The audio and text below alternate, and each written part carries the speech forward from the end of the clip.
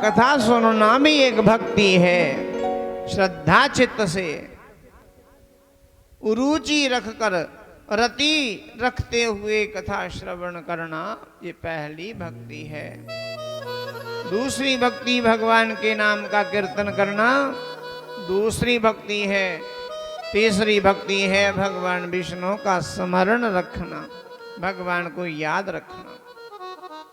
चौथी भक्ति है पाद सेवनम, भगवान के चरणों की सेवा करना, भगवान के चरणों में प्रेम हो जाना।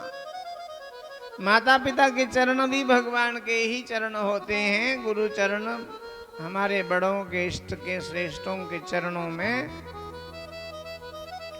प्रेम कर लेना। पाद सेवनम। पांचवी भक्ति है अर्चनम, अर्चना करना, पूजन करना, ये पांचवी भक्ति है। छठी भक्ति है वंदनम, वंदना करना, भगवान की स्तुति गाना। ये छठी भक्ति है। चाहे आप हिंदी में, चाहे संस्कृत में, चाहे अपने देहात की भाषा में भगवान की स्तुति करना, भगवान की प्रार्थना करना, ये छठी भक्ति है। सातवीं भक्ति है दासयम।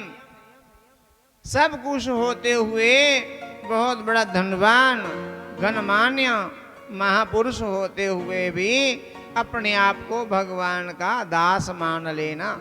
भगवान का दास कभी होवे ना उदास। अपने आप को भगवान का दास मान लेना, ये सातवीं भक्ति है। आठवीं भक्ति है सखयम, भगवान को अपना सखा मान लेना। जो आप चाहो भगवान से नाता बना लो, ये आठवीं भक्ति है। और नौवीं भक्ति है आत्मनिवेदनम, अपना सर्वस्व भगवान के अर्पित कर देना, ये नौवीं भक्ति है। माता को भक्ति समझ में आ गई और माता की समाधि लग गई। समाधि में ही पंचभौतिक शरीर का देहांत हो गया और भगवान कपिल ने माता जी का संस्कार किया, अंत्येष्टि की। और फिर भगवान कपिल जी पातालपुरी में चले गए तप करने के लिए। ये भगवान कपिल जी के अवतार की कथा, माता देवहूति के जीवन की कथा है। राजा मनु की दूसरी पुत्री का नाम है आकुति, जिनका विवाह रुचि नाम के ऋषि से हुआ। रुचि नाम के ऋषि विवाह करके जाते हैं। उनके यहाँ 2 बच्चे होते हैं जुड़वे, एक पुत्र और एक पुत्री। पुत्र का नाम हुआ यज्ञ नारायण भगवान। बोलिए यज्ञ नारायण भगवान की जय। भगवान यज्ञ नारायण जी का लालन पालन ननिहाल में हुआ। राजा मनु ने अपने दोहोत्र का पालन पोषण किया। जब विवाह योग्य हुए भगवान यज्ञ नारायण, तो एक दक्षिणा नाम की कन्या से भगवान यज्ञ नारायण का विवाह हो गया। अर्थात ये सिद्ध हो गया कोई भी यज्ञ बिना दक्षिणा के सफल नहीं हो सकता।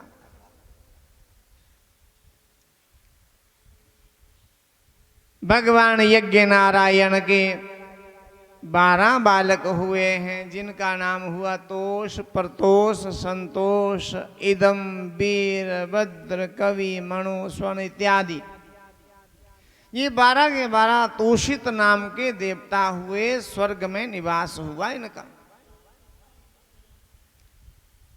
राजा मनु की तीसरी पुत्री का नाम है परसूति, जिनका विवाह राजा दक्ष जी के साथ हुआ। राजा दक्ष के यहाँ 16 संतानें हुई और 16 की 16 कन्याएं हुई हैं, जिनमें से 13 कन्याओं का विवाह धर्म से कर दिया। धर्म की 12 पत्नियों ने एक एक पुत्र को जन्म दिया और धर्म की जो 13वीं पत्नी हुई उनका नाम था मूर्ति देवी। मूर्ति देवी ने 2 पुत्रों को जन्म दिया है। मूर्ति देवी के जो दोनों पुत्र हुए, ये दोनों भगवान का अवतार हुए। इनका नाम हुआ भगवान नर नारायण। बोलिए भगवान नर नारायण की जय। भगवान नर नारायण ने माँ के चरणों में प्रणाम किया, वंदन किया और प्रार्थना की, माँ हमें आज्ञा दो, हम तप करेंगे, हम भजन करेंगे, हम आपके पास नहीं रहेंगे, हमारा आपके साथ इतना ही संबंध है माँ। माँ कहती, धन्य हो मेरे पुत्रों, आप तप करोगे, जगत में मुझे सारे लोग पुत्रवती कहेंगे। वही माँ पुत्रवती होती है जिन माँओं के पुत्र तप करते हैं, भजन करते हैं, तपस्या करते हैं, भक्ति करते हैं।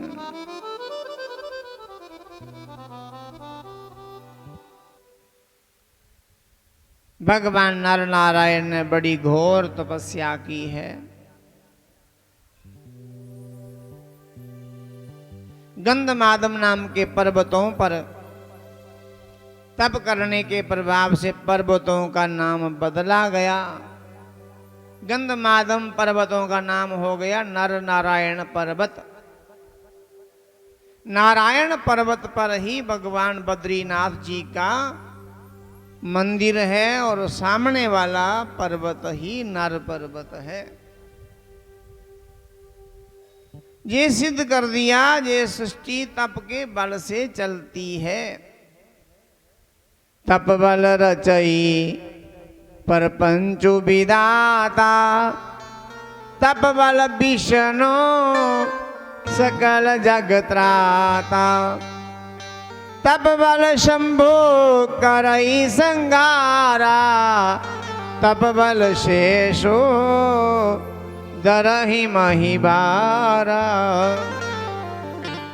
तप के बल से ब्रह्मा रचना करते हैं, तप के बल से विष्णु जी पालन करते हैं, तप के बल से भगवान शिव संहार करते हैं, तप के बल से भगवान शेष पूरी धरती को अपने सिर पर धारण करते हैं। भगवान शिव कहते मां पार्वती से, तप आधार सब सृष्टि भवानी। तप के आधार पर सारे सृष्टि है। हे भवानी, हे उमा, हे देवी, तप तो करना ही चाहिए। राजा दक्ष की 14वीं पुत्री का नाम है स्वदा। स्वदा का विवाह पितरों से हुआ। 15वीं पुत्री का नाम है स्वाहा। स्वाहा भीमानीन चाग्ने रातम जास्त्रीन जीजनत, पावकं पवमानं च शुचिं च हुत भोजनम। स्वाहा नाम की 15वीं पुत्री है जो राजा दक्ष की, उनका विवाह अग्निदेव से हुआ और अग्निदेव के 3 पुत्र हुए। स्वाहा देवी के 3 पुत्र हुए जिनका नाम हुआ पावक, पवमान और सूची। इन तीनों पुत्रों के आगे 15-15 पुत्र हुए। 15-15 पुत्र अर्थात 45 तो वही हो गए। 3 अग्निदेव के पुत्र हो गए, 48 हो गए और एक स्वयं अग्निदेव 49। अग्नि 49 प्रकार की होती है। यज्ञ में कौन सी होती है, हवन में कौन सी होती है, चूल्हे में कौन सी होती है, संस्कार वाली कौन सी होती है, विवाह वाली कौन सी होती है, और ये बीड़ियाँ पीने वाली पता नहीं कौन सी होती है। हर एक अग्नि का अलग अलग नाम है। 16वीं पुत्री का नाम है सती देवी। सती देवी ने सती देवी का विवाह भगवान देवादिदेव महादेव से हो गया। और सुखदेव कहते हैं राजा परीक्षित, मां सती के यहां कोई बालक नहीं हुआ। तब राजा परीक्षित ने कहा, गुरुदेव मां सती के यहां बालक क्यों नहीं हुआ? सुखदेव जी कहते हैं, हे परीक्षित, मां सती का विवाह हुए अभी थोड़ा ही समय हुआ था, तो थोड़े ही समय में उन्होंने कई बार राम राम श्री सदाशिव भगवान शिव शंकर के मुख से उच्चारण होते सुना, श्रवण किया और प्रश्न किया, हे स्वामी, ये जो आप राम राम जपते हैं, ये राम है कौन? मुझे तो इतना ही ज्ञान है कि ब्रह्मा विष्णु और आप से, ब्रह्मा विष्णु शिव से बड़ा कोई देव नहीं। तब भगवान शिव ने कहा, नहीं देवी, ब्रह्मा विष्णु महेश एक एक कार्य करते हैं। ब्रह्मा जी रचना करते हैं तो विष्णु पालन करते हैं, हमें संहार करना पड़ता है, किंतु मेरे प्रभु श्री राम अकेले ही सब कुछ कर लेते हैं, अकेले ही सारे कार्य करते हैं, कोई कार्य छोड़ते नहीं हैं। मैं उन्हीं का भजन करता हूं। मां सती ने कहा, मैंने आज तक राम जी की कोई कथा, कोई चर्चा, कोई चरित्र श्रवण ही नहीं किया।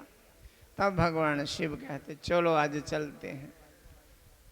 एक बार त्रेता जुग माही, शंभु गए कुंभज ऋषि पाही, संग सती जग जननी भवानी, पूजे ऋषि अखिलेश्वर जानी।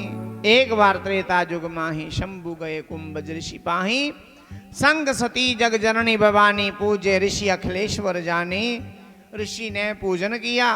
कुंभज अर्थात अगस्त ऋषि, जिनका कुंभ से जन्म हुआ किंतु समुद्र को भी पी गए थे, इतने समर्थवान हैं। राम की कथा कहना और राम की कथा सुनना, यही काम है उनका। सुनाने वाला आ जाए तो सुन लेते हैं, यदि सुनने वाला कोई आ जाए तो सुनाने बैठ जाते हैं।